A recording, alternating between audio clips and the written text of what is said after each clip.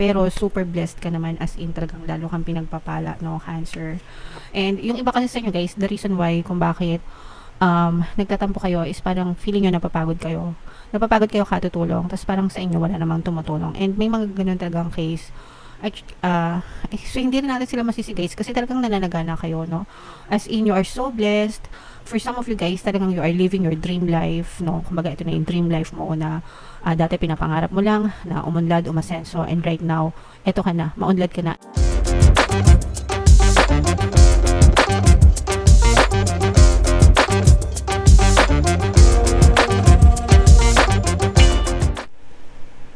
Hello guys, hello Cancer, welcome back to Pinoy Pixie Tarot. Ang pamagat ng episode natin for tonight is Money Money Come to Me. Ito yung ating money reading guys. Para ngayong December, para sa Cancer, Sun, Moon, Rising, Sign, and Venus. By the way guys, naka-upload na sa ating YouTube channel yung inyong mga 2025 kapalaran. Kung di nyo pa napapanood guys, punta lang kayo dun sa ating homepage. Hanapin nyo lang yung video para dun sa zodiac sign ng person nyo, mga kapiksi. Okay? So, ito yung ating money manifesting technique para sa inyo. Cancer, basahin natin yan. Indulge, buy yourself a treat each week, even if it's very modest. Enjoy it as though it were the greatest gift you have ever received. The universe will then provide many more gifts for you to enjoy. So, ibig sabihin nito guys, reward yourself, no? Bigyan mo ng reward yung sarili mo. Pay yourself first. Para dun sa mga deserve mo yan dahil dun sa mga effort na ginagawa mo para sa buhay mo, sa pamilya mo, di ba?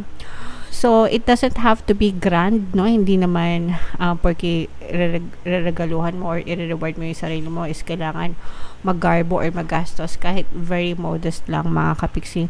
Ang importante, ang reason kung ba't natin ginagawa to is to make you feel important, to make you feel valued, mga kapiksi. And in doing so, parang mararamdaman mo na mas mamomotivate ka, mas may inspire ka, mas masisipagan ka sa buhay mo, sa pagkilos mo, mga kapiksi. So ako, favorite ko talaga guys, no, yung bumili ng tsokolate at saka ice cream every week. Yung mga ano lang guys, yung mga maliliit lang, hindi yung malalaking ice cream or chocolate. Mahilig kasi ako sa sweets, matamis. So yung mga selecta, hello. Baka naman, 'di ba? Yung mga ganun, yung mga Magnum, Selecta, ganyan. Tapos ang binibili ko is yung sarili ko lang, no? Hindi ko binibilhan yung mga anak ko or nanay ko or yung asawa ko, para feeling ko special ako. Okay? Bumibili ako para sa kanila pero iba. Pero yung sa akin iba. Yung nagets nyo ba? So in that way, na-feel ko na special ako, nasa-separate ko yung pagiging ordinaryo ko, kumbaga. And deserve ko yun, no? Deserve ko yun kasi nga, naging mabait ako for the entire week, naging masipag ako, nag-grade ng mga readings para sa inyo. So, yun na yung pinaka-reward ko sa sarili ko. Now, yung ibang tao, no, let's say, for example, mga empleyado, iniipon nila yung mga sahod nila. Ganun ako dati nung empleyado pa ako. Iniipon yung mga sahod nila, tas it's either nagfa-fine dining or tawag dito,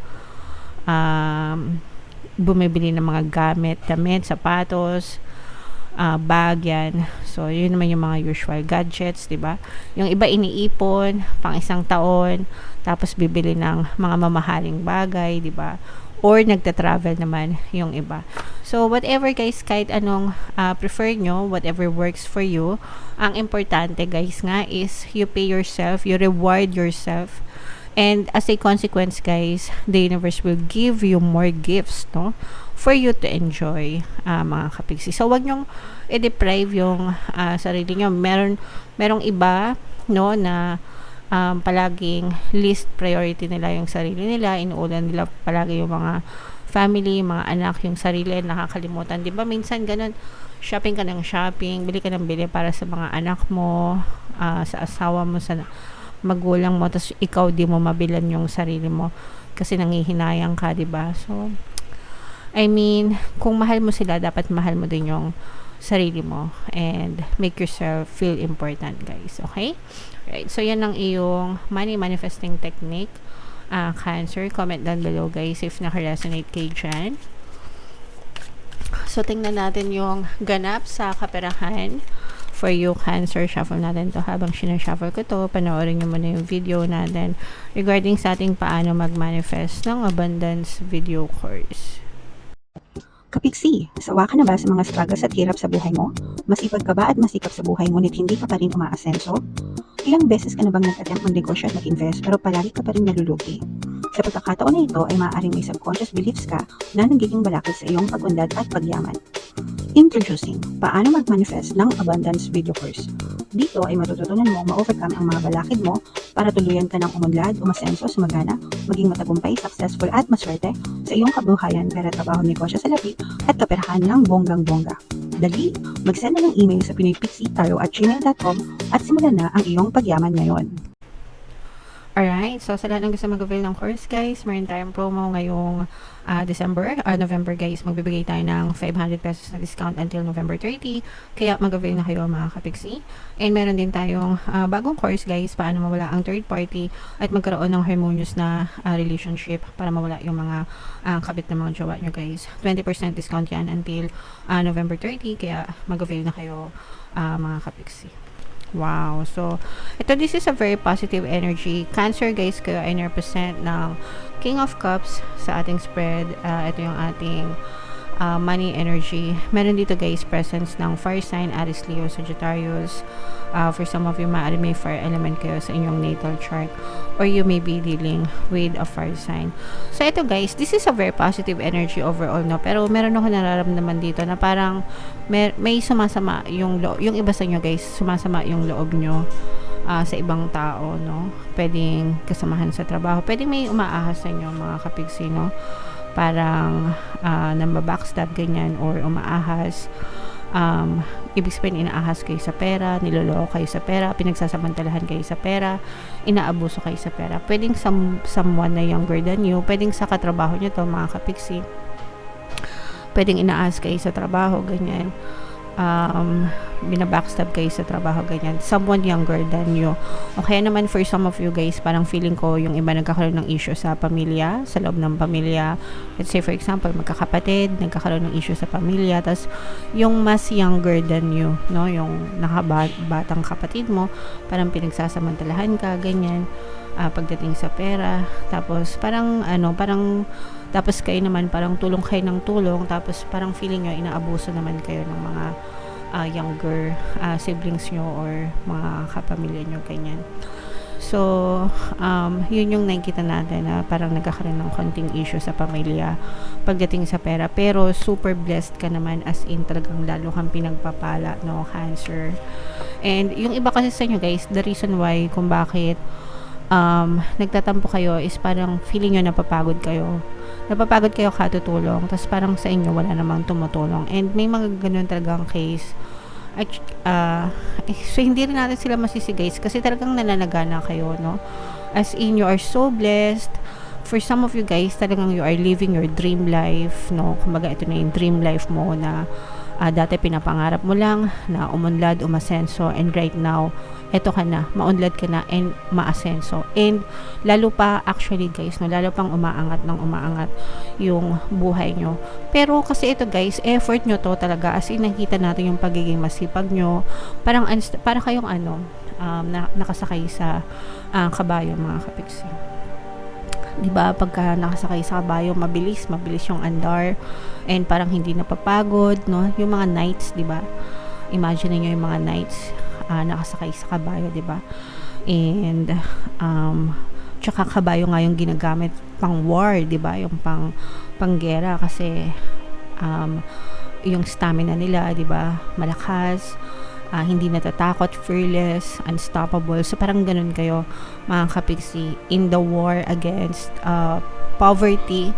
Parang nakasakay kayo sa kabayo, and ang bilis ang pag-unlad and pag-asenso nyo, and naging fearless din kayo, mga kapiksi. So hindi natin masisi yung ibang mga kapatid nyo siguro or kamag-anak nyo na humihingi sa inyo ng tulong kasi talaga namang umuunlad at umaasenso kayo mga kapiksi. So, yes, nakakatampo, but you should be grateful. At least meron kayo. So, yun na lang yung tingnan nyo. I'm grateful kasi meron ako, nakaluwag ako. So, help if you must, no? Kasi babalik at babalik din naman sa inyo yung mga tulong na binibigay nyo sa kanila.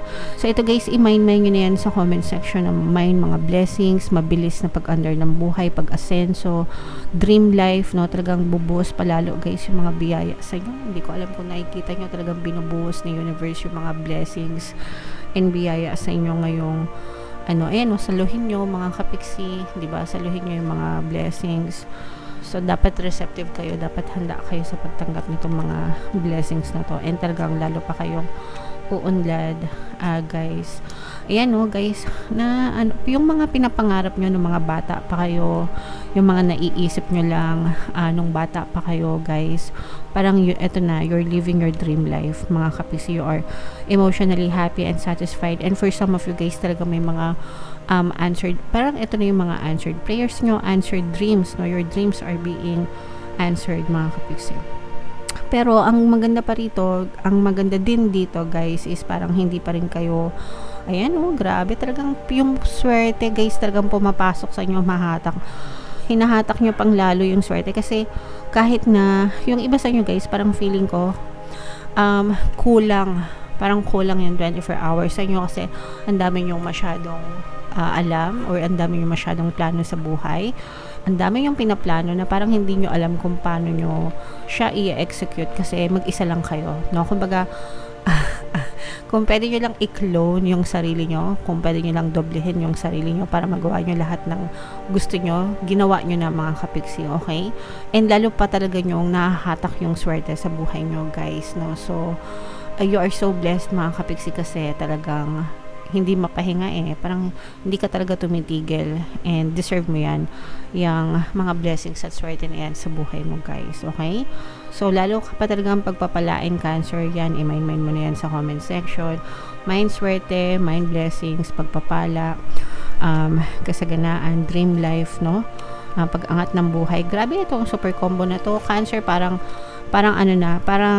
tawag dito, hinatak mo na lahat hinatak mo na lahat ng magagandang energy pagdating sa kaperahan. So, congratulations kasi super ganda talaga ng energy nyo sa pera Cancer ngayong December. Okay? So, i-mind nyo na yan guys, lahat sa comment section and comment down below if feeling nyo nakaresonate kayo dyan guys. Huwag nyo lang pakawalan yung mga blessings na yan. Palagi kayo makinig ng ating mga pampaswerte subliminals dito sa channel natin. Okay? Alright, so comment down below if naka-resonate kayo. Ito yung ating 2025 kapalaran mga kapiksi, panoorin nyo na.